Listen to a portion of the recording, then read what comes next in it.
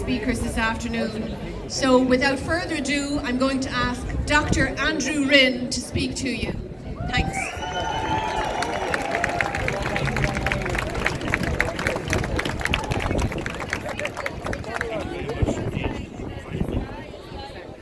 I feel very emotional when I look at this sea of people.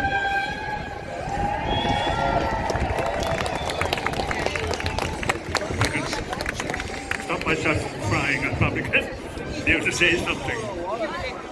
But never in my long life, and I'm not a spring chicken, never in my long life have I seen so many people so afraid of so little. They have nothing to fear.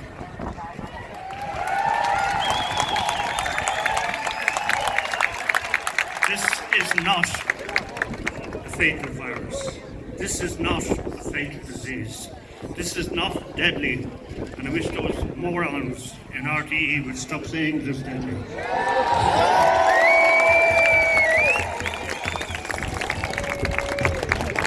Any virus with a mortality rate of something like 0.8% is not a deadly disease.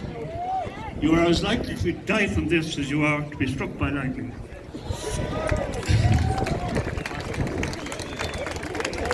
And yet we've had all this misery wished on us by a half-elected government who keep blaming medical experts who never come out from under the rocks to let us see who they are, or what their names are, or where did they come from. This country used to be a democracy, and it was a democracy that was hard fought for. Sadly, it is no longer a democracy. It is a dictatorship.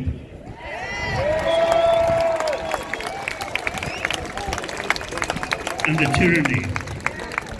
And if you feel it's wrong, it is because it's wrong. Trust your feelings on this. When you see people staring at you from over their masks, don't worry about it. Let them do what they want, and you do what you want.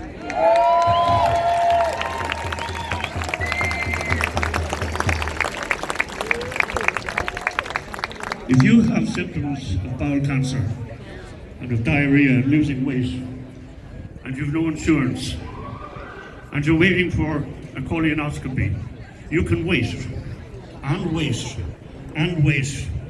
You are now totally on your own. This government will not help you. The prognosis for bowel cancer is dependent on an early diagnosis. Every week that goes by, your prognosis gets worse without it being treated.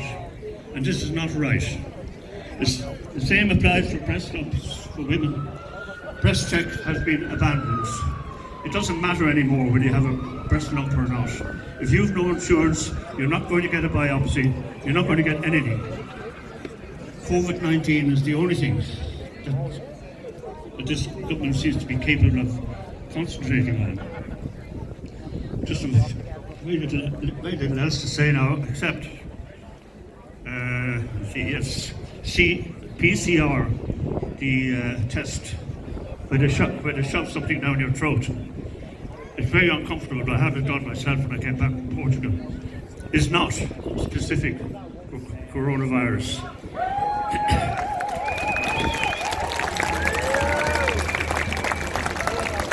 Therefore, when you get your nightly dose of how many new cases of coronavirus there are, 420 new cases, they're not new cases at all. Those are cases of common flu, head colds, coronavirus, and a whole lot of them mixed in. Equally, the death rate, the deaths from coronavirus, or whatever those people want to make it to be.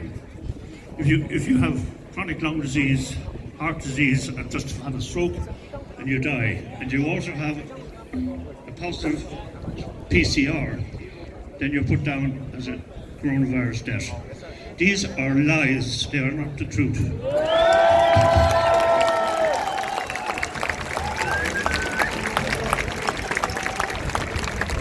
Wearing a mask is positively dangerous. Surgeons gave up wearing masks years and years ago, quite simply because they don't work.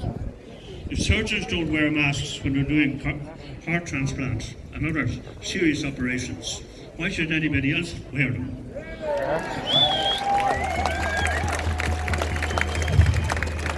Not only are they useless, but they are also quite dangerous. You're breathing in your own carbon dioxide. You're getting 10% less oxygen than you need. It's like being on top of Croagh Patrick or someplace. And the mask is becoming more and more infected with bacteria in that warm, damp climate that it is. Shortly we will see a new disease called mask-wearing pulmonary infection. In fact, we're seeing it already, and I would say that more people will die from wearing a mask than they'll die from coronavirus.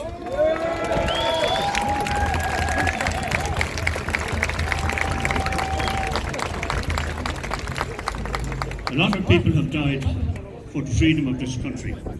I'm talking about people in 1798, the Fenians in the mid-19th century, and of course the men and women of 1916. They didn't die for themselves, they died for us, so as we would have freedom.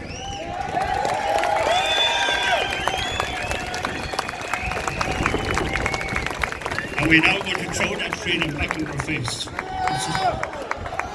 No, we don't want your freedom. We much prefer to slavery. Thank you all very much.